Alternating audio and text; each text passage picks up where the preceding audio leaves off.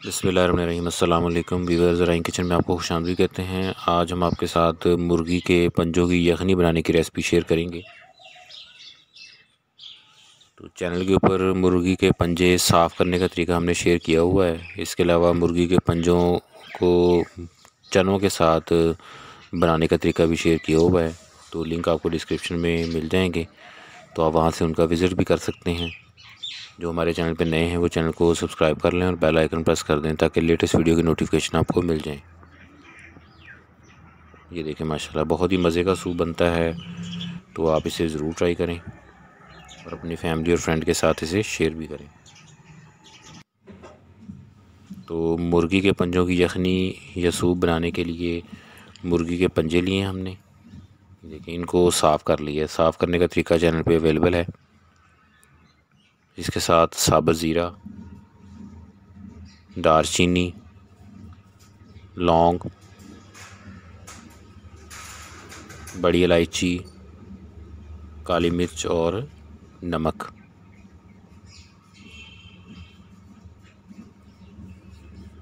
इसके साथ लहसुन साबुत लेना है, अदरक का एक टुकड़ा और प्याज।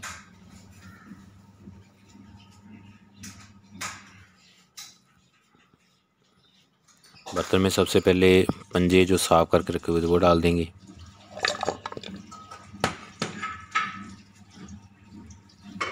इसके साथ प्याज, लहसुन और अदरक और जो मसाले अभी आपको दिखाए थे वो डालें और इसमें पानी डाल देंगे।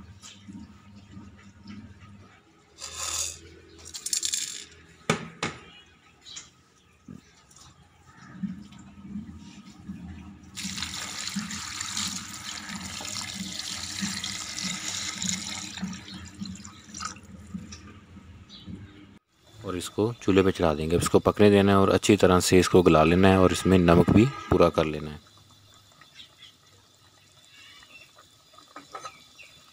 तो ये नज़ले ज़ुकाम को दूर करता है।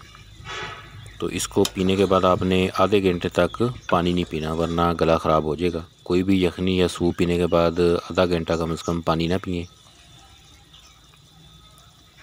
तो ये गले और नज़ले ज़ुकाम के लिए बहुत अच्छी चीज़ है। इसको ज़रूर इस्तेमाल करें, जिस्म को ये ताकत देती है।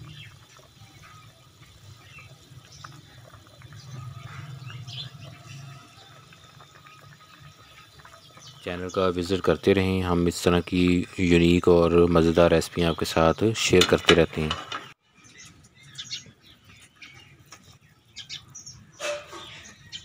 तो इसको हमने कुकर में तैयार नहीं किया, तो इसको आप सिंपल बर्तन के अंदर आप तैयार करें और इसको अच्छे तरीके से पकने दें ताकि इसकी यखनी जो है मुकम्मल तौर पर बाहर आ जाए।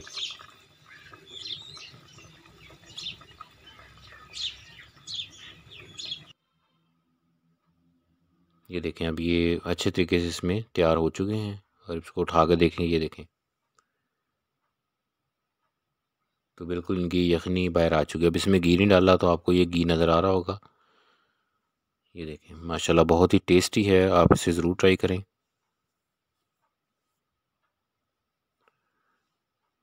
बड़े और छोटे जानवर के पाए हम खाते हैं, तो इसी तरह से ये भी मुर्गी के पाए हैं, तो इसलिए इनसे नफ़रत नहीं करनी चाहिए। इसको ज़रूर इस्तेमाल करना चाहिए।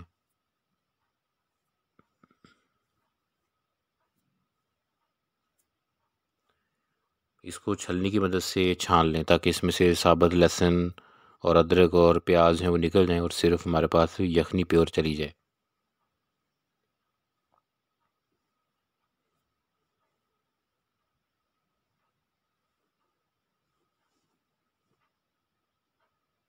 पंजों की यखनी जो है वो रेडी हो चुकी है।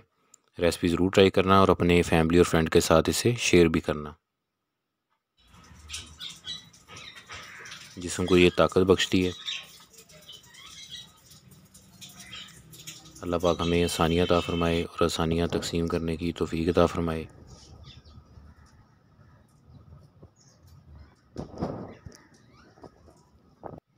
दुआओं में याद रखिएगा। जज़ाकल्लाह।